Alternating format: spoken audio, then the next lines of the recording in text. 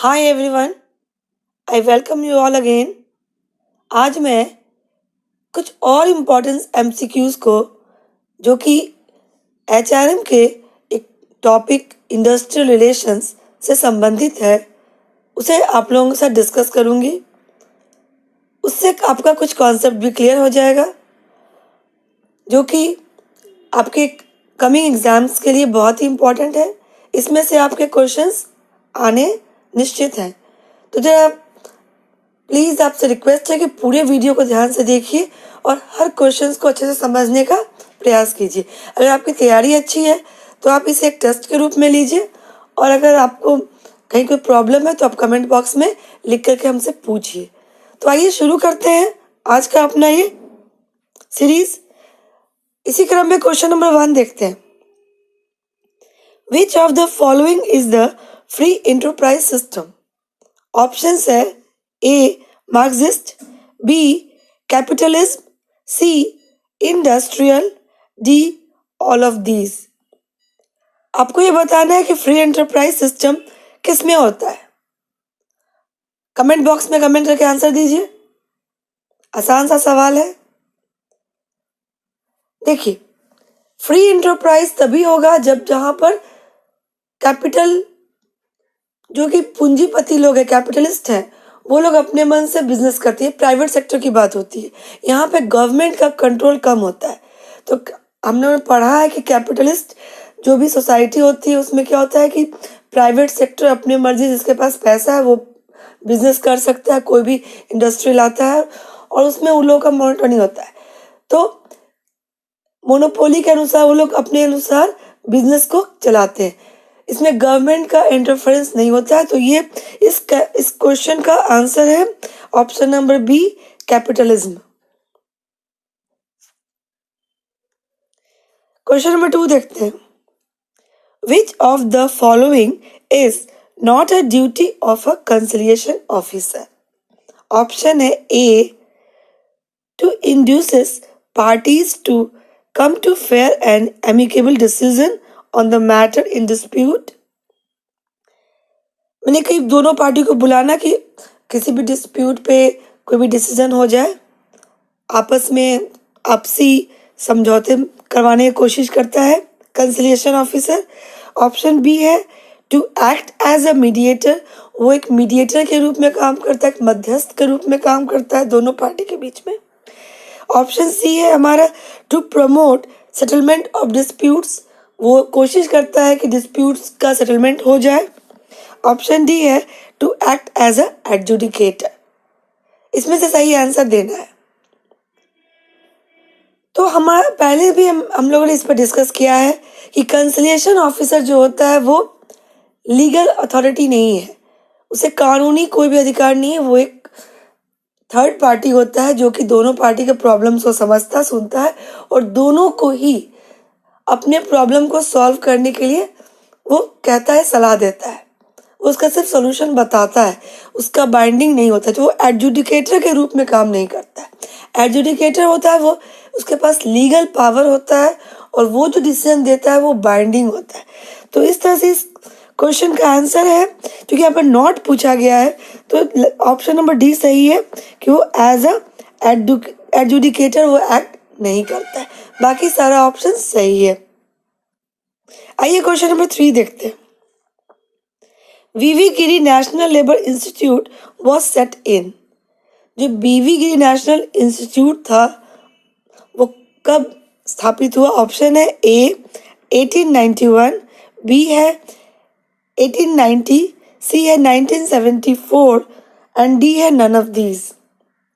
ये बीवी गिरी national labour institute जो है वो ministry of labour and employment of government of India का एक ऑटोनमस बॉडी है। इसकी स्थापना हुई थी लेबर इश्यूज, रिलेटेड इश्यूज पर रिसर्च, ट्रेनिंग, एजुकेशन, उससे संबंधित कुछ पब्लिकेशन के लिए, कंसल्ट करने के लिए, किसी को अपना राय देने के लिए किसी भी टॉपिक पे, लेबर रिलेटेड इश्यूज पर। और इसकी स्थापना हुई थी 1974 में। तो इस क्वेश्चन का सही आंसर है ऑप्शन नंबर सी, 1974। होप आप लोगों को समझ आ गया होगा। ये क्वेश्चंस भी आते हैं एग्जाम्स में, तो इसे भी याद रखिए। Question number 4, the concept of JMC was given in. जो JMC है जॉइंट मैनेजमेंट काउंसिल, उसका कॉन्सेप्ट किस में आया था, उसके बाद इसका गठन हुआ था। ऑप्शंस है A industrial resolution 1956, B 1967, C both A and B, D none of these. Joint management council के बारे में बता दें, एक बाई पार्टाइट टाइप का बॉडी है। इसमें मैनेजमेंट और वर्कर्स दोनों के मेंबर्स होते हैं, इक्वल मेंबर्स होते हैं, और इसमें ज़्यादा से ज़्यादा 12 मेंबर्स हो सकते हैं, उससे ज़्यादा नहीं हो सकते। और इसका गठन 1958 में हुआ था। तो ये इसका सही आंसर है। इंडस्ट्रियल रेजोल्यूशन 1956 में इसके बारे में कॉन्सेप्ट आया था और उसके बाद 1958 में इसे सेटअप किया गया था। तो सही आंसर इसका है option number A, industrial resolution 1956। Question number 5, recognition of trade union is made by the provision of। Trade union को रिकॉग्नाइज किस प्रोविजन के अंदर किया जाता है? हर इंडस्ट्री में ट्रेड किसी न किसी एक ट्रेड यूनियन को रिकॉग्नाइज करने का सिस्टम है, तो किसके अंतर्गत है? ऑप्शंस है A trade union act 1926, B code of discipline, C industrial dispute act 1947, D factories act 1947। इसका सही आंसर आप दीजिए। अगर आप लोगों ने पढ़ा, आपकी तैयारी अच्छी है, तो एग्जाम आने वाले तो इसका आंसर आपको आता होगा। बट इसमें कभी कभी कंफ्यूजन हो जाता है। जनरली बच्चे क्या करते हैं, ट्रेड यूनियन एक्ट 1926 इसमें टिक कर देते हैं, लेकिन ट्रेड यूनियन एक्ट में वो यूनियन बनाने के लिए सारा कुछ रजिस्ट्रेशन के लिए है, मगर रिकॉग्निशन की बात नहीं कही गई है। इसमें आजकल क्या होता है, एक ही इंडस्ट्री में, एक ही फैक्ट्री में कई रजिस्टर्ड ट्रेड यूनियन काम करते हैं। तो एम्प्लॉयर्स के लिए अगर कभी भी कोई बार्गेनिंग करना है, कहीं भी मीटिंग में जाए, तो प्रॉब्लम हो जाता है कि किस ट्रेड यूनियन के मेंबर्स को भेजे। तो वो क्या करती है, अपने जितने भी उसके कंपनी या फैक्ट्री में ट्रेड यूनियंस काम कर रहे हैं, उनमें से किसी एक ट्रेड यूनियन को रिकॉग्नाइज करती है कि कहीं भी अगर वर्कर्स को रिप्रेजेंट करना है तो इस ट्रेड यूनियन के मेंबर्स ही जाएंगे। तो ये जो होता है किसी एक्ट के थ्रू नहीं होता है, किसी एक्ट में इसका प्रोविजन नहीं है, ये कोड ऑफ डिसिप्लिन के अंतर्गत इसका गठन में कि इसको रिकॉग्नाइज किया जाता है। तो इसका सही आंसर है option number B, code of discipline. ये क्वेश्चन भी कई बार रिपीट किया जा चुका है UGC नेट के HRM पेपर में, तो इसे अच्छे से याद रखिए, कंफ्यूजन का जरूरत नहीं है। तो आज मैंने जो भी क्वेश्चन डिस्कस किया, ये भी आपके एग्जाम्स के पॉइंट ऑफ व्यू से बहुत ही इंपॉर्टेंट है और मैंने इसे क्लियर करने का कोशिश किया है। होप कि आपको कॉन्सेप्ट अच्छे समझ में आ गया होगा और याद भी हो गया होगा।